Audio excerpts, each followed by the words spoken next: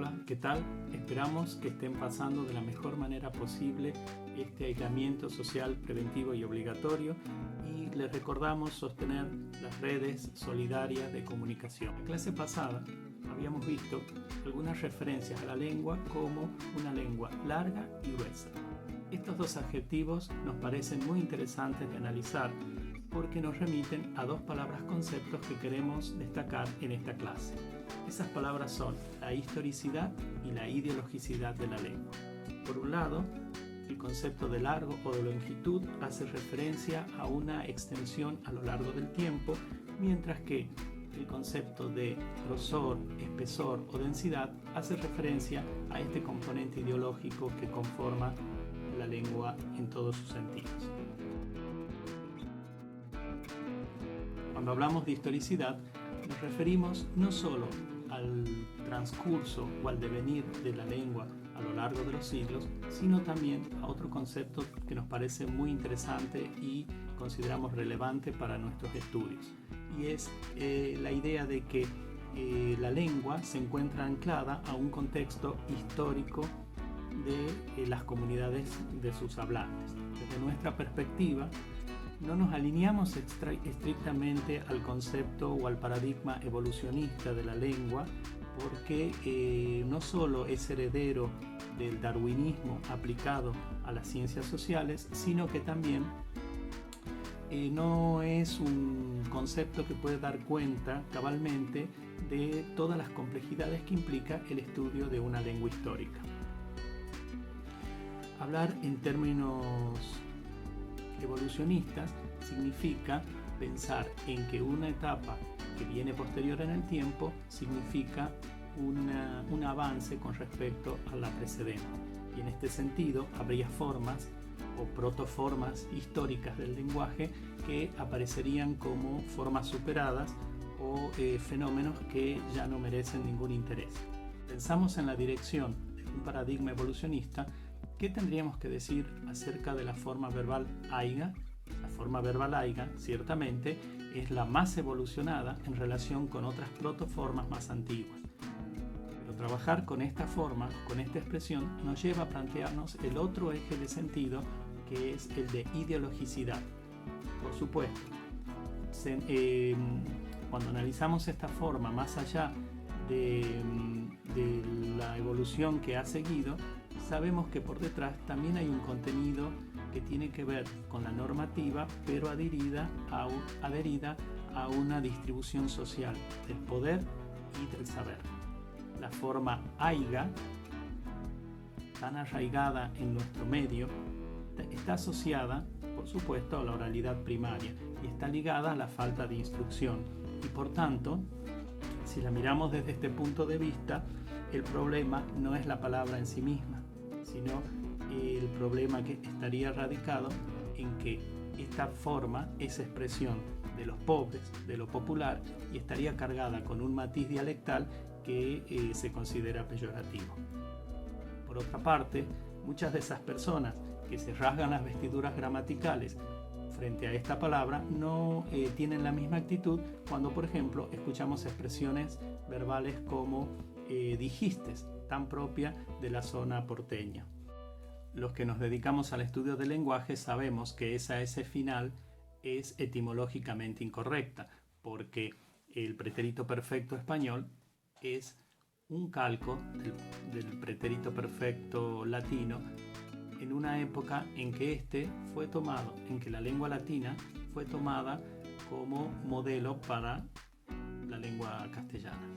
En otro nivel de estudio, refiriéndonos a lo fraseológico, encontramos expresiones que también están cargadas de ideologicidad, como son hijo de puta o hideputa en el siglo de oro español, negro de mierda, parece judío, deja de comportarte como un indígena, entre otras. Hablamos también de ideologicidad cuando en el siglo XIX en Argentina se llevó a cabo la campaña del desierto como una manera de encubrir el genocidio en una región que precisamente no estaba desierta.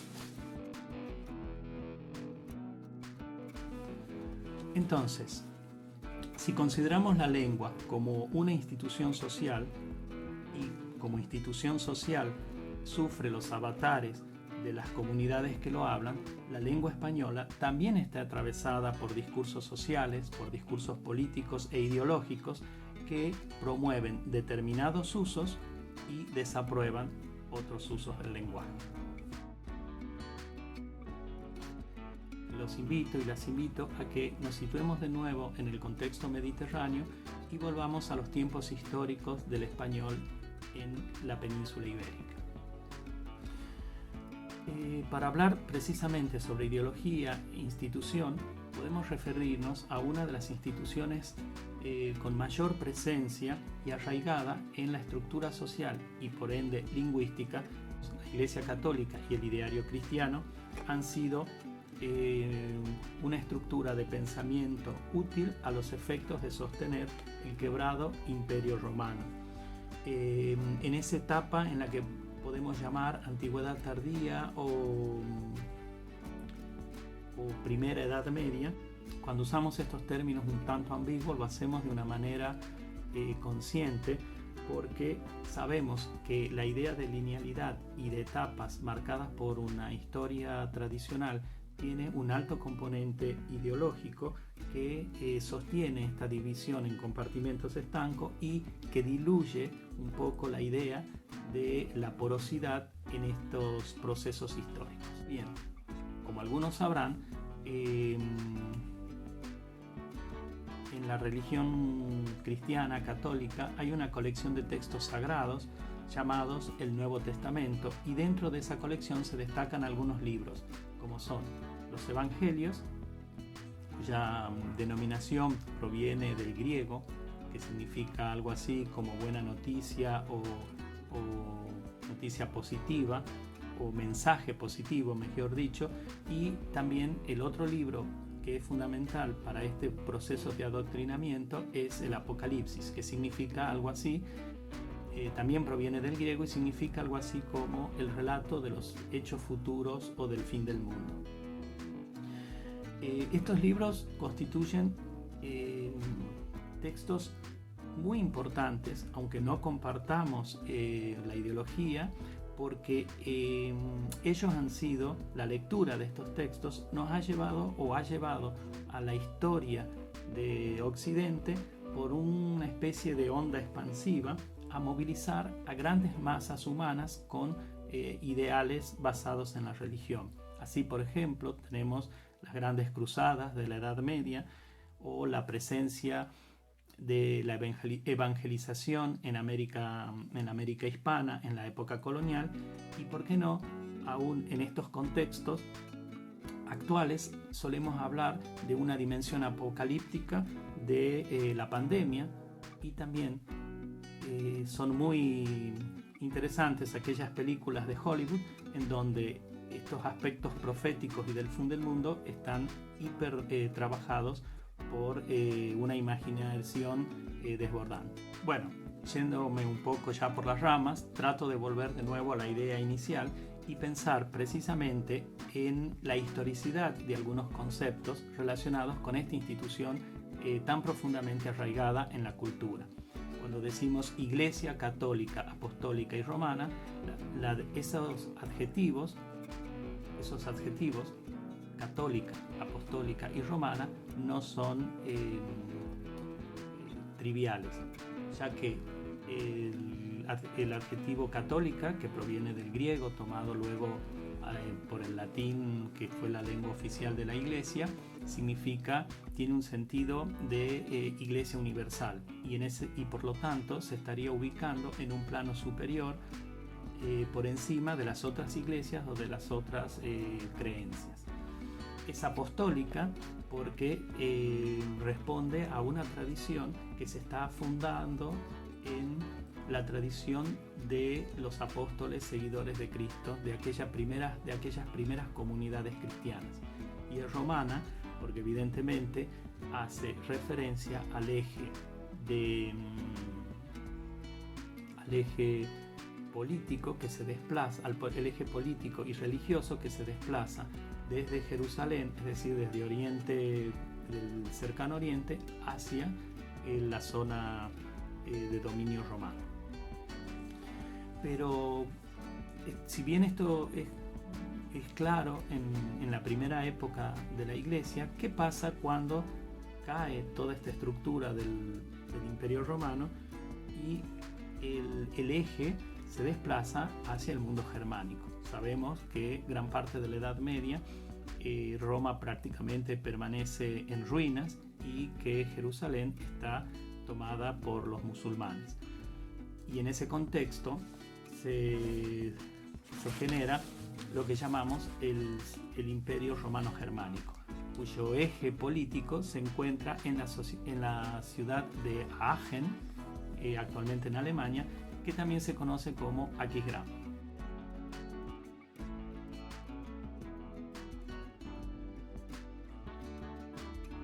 Esto evidentemente representa un problema, porque si bien Aquisgrán es la capital o la sede de la organización política del Imperio Germánico, sin embargo, no tiene una tradición apostólica, es decir, que en ella no se encuentran los restos de ninguno de los apóstoles. Esto generó una serie de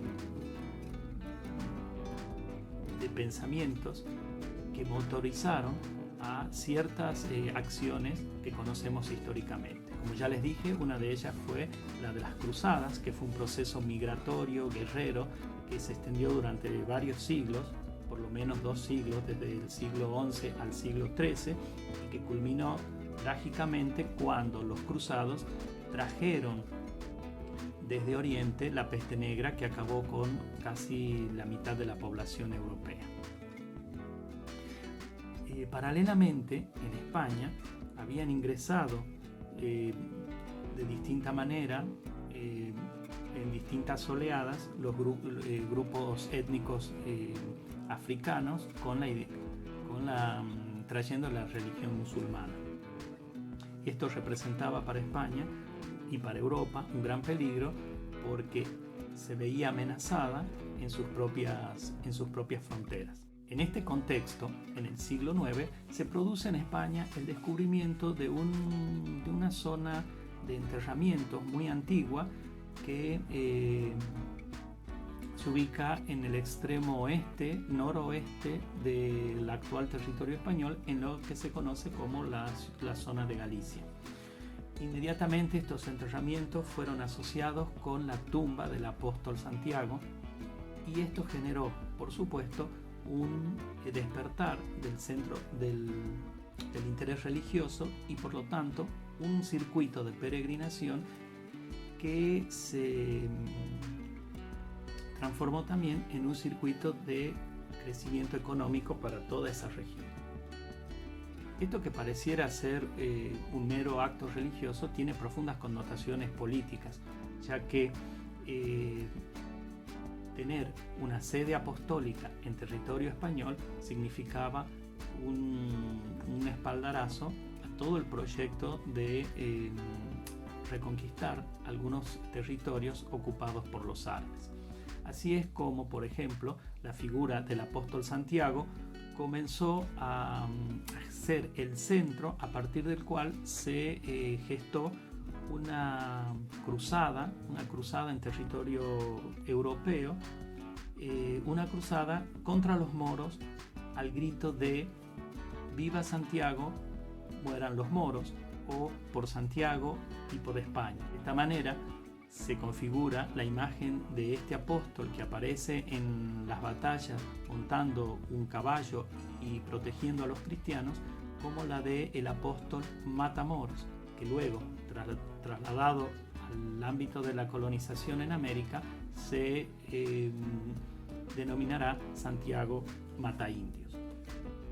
Por si no lo sabían, también en la historia de la ciudad de Tucumán hay un hecho milagroso, o pretendidamente milagroso, vinculado con la aparición de 2 apóstoles que defendieron la ciudad. Pero de eso no voy a hablar, y lo dejo para que ustedes los investiguen por las redes.